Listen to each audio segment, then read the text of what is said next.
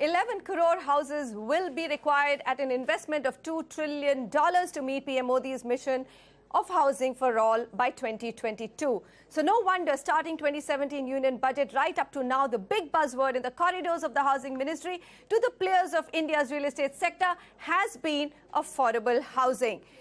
The one big demand for this year's budget is at least bring down GST from 12% to 6%, if not for the entire sector, but for under construction homes under affordable housing. Gitambar Anand, why? I mean, right after the GST announcement, CREDAI, NAREDCO both came out saying 12% is actually fairly decent number. Now, why are you demanding a cut? See, GST is an evolving subject. If the government can cut GST rates, understanding that they made some miscalculation somewhere, why can't industry also say that this rate is not correct? Back for a lower number. Why not? Okay. So I'll give you a mathematical calculation back of the envelope. If my construction cost for affordable housing is, say, 1,500 rupees, at an 18% GST, it's about, would be about 240 rupees a square foot. And if I'm being, I'm selling something at 4,000 rupees a square foot and I'm charging GST at 12% from my customer, that's 480 rupees. So where's this surplus GST going? It's going to the government. So what we are saying is, please rationalize it to a 6% with input credit. There's nothing wrong in that, Manisha. And it's there for everyone to see. It's a very fair calculation. Okay. All right, so you're saying it's a fair calculation, but is it also because, the balance sheets are now a little bit not stretched? Under construction, or the arbitrage between under construction homes, no one's buying them or doesn't want to buy them because of GST, and ready to move in property has become the favorite of the buyers. Not really. That's not the issue. Okay. And it's not GST which is promoting people to buy ready to move in properties. It is the price factor which is the deciding thing, and the credibility of the developer. All right, so let's move on to stamp duty. Jakse, this is asking for the moon. Stamp duty, already the states are reeling, but why should stamp duty be done away with? See, any business has to grow. If there's entry and exit load should be minimum or maybe rationalized. That we all know. Since last a decade or maybe more than that, we are trying, and even the government is also telling that stamp duty should not be more than 3%. That is a national bill, the National Housing Bill Bank also, and everybody is telling. Unfortunately, in some part of the India, there is also to 13 to 14%. So there is always a burden to customer, not to the developers. Government has to understand this. And of course, there are some property or some land, because of the stamp duty, there is some social economical problem also. People are not going for the registration. There are some problems, there are some fly-by operators also so jump into that property. 13 to 14%, Jakse, is just too high. I'm not sure whether it is that high in some parts of the country. But Neeraj, do you think that it's just, asking for the moon from the finance minister? At this stage, he's still grappling with the loss of revenues that states have incurred because of GST, and having made good of that, or making good that, now say stamp duty has to go. It's one of the highest earners for state exchequers.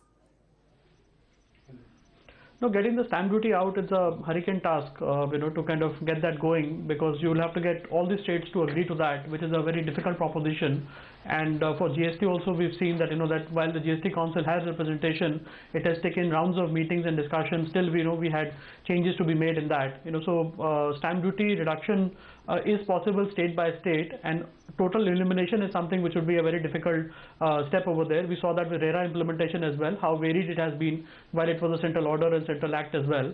So at the same time, when you look at the point that stamp duty, of course, needs to get rationalized and has to be reduced in that manner, in which it encourages that the more and more the transactions are also being done in an appropriate manner over there. So while there is an element of housing, non-compliance with the stamp duty as well. Do you agree with the industry that just for affordable housing at least, that the GST rate should be brought down, and maybe they can even look at making stamp duty a very nominal 3%, as Mr. Anand has said?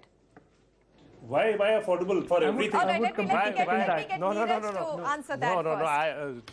Okay, Neeraj, go ahead. So I would say that completely second that, because of a simple calculation, the fact that this industry is the one which is consuming so much of supply from the cement and steel and glass and so many other materials around it.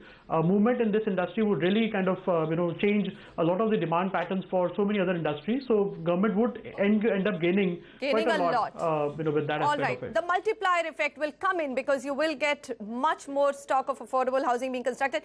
Gitambar, I know you wanted to come in here, but if your demand of 30 square meters to 60 is met, then everything, a lot of the stock anyway becomes affordable. So maybe that would be demand. We are asking for bigger sizes, more than 60 in smaller towns, and at least 60 in places like Mumbai. Which is all that you will build then. Most. But, I mean, it's an you're not aspiration. building a Manisha, large. would you not like to buy? Okay. Fair enough. Why not? Okay, let me get Mr. Hooda in as well. Mr. Hooda, one important point which we need to note is the alarm bells which have been ringing around the loans extended to the real affordable home buyer, which is under 25 lakhs, in some cases even under 10 lakhs. Moody ICRA report has actually said that this could be the next threat to banks and housing finance companies. Are you worried that we are going a bit too aggressive in our enthusiasm for housing for all? Well, I would see this to be a cyclical trend where a part of business is showing higher delinquency. First of all, I do not see it as a threat to larger system, because the large housing finance company only cater to white collar worker. Their average ticket size is around 25 lakhs. The average income of that segment is around 10 lakh rupees a year, family income. So that continues to, the worst guy has 70-75 basis point NPS, and the good players have 20-25 basis point. So I don't think so that is impacted at all. What the ICRA report refers and other reports refer to the very small home where the average ticket size is between 2 to 10 lakh rupees.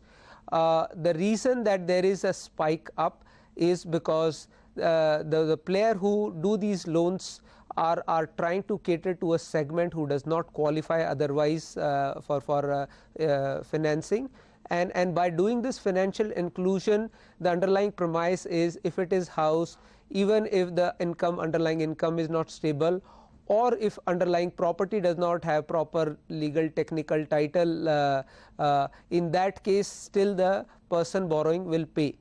I think it's a new initiative taken by a lot of new NBFCs and housing finance companies, and I fully support their view that over a period of time even this lower section of population is credit worthy. However, demonetization and subsequent GST has rocked a lot of very small boats. So you could see very small businessmen, petty shopkeeper, the profile of very small businessman getting impacted due to these structural changes, but and it is that which is coming out. But it will settle Absolutely. down. Is so that your... there has to be a system. No, I'm very glad to hear that, because the alarm bells. Yeah, go ahead. And yeah, the point I'm trying to make is that the country has to mature to that level of financial inclusion where the small guy also has access to money. So yes, I'm with you that this will improve over a period of time. There is a cyclicity, but this whole funding of smaller section, more and more money coming to chase funding to this section is a very good news for country as a whole. All right. I'm so glad to hear a complete counter argument. In fact, home loans have been the safest portfolio for all banks and NBFCs. And if this is just a short-term blip because of demonetization, which has affected informal trade, then we can just hope that, the numbers will look much better. It's only loans up to 2 lakhs where you do see an NPA ratio increasing. Gentlemen, thank you so much for joining me on this special. Let's see what 1st February brings for the sector. I'm sure there will be some good news in store. Goodbye from me, and thanks so much for watching.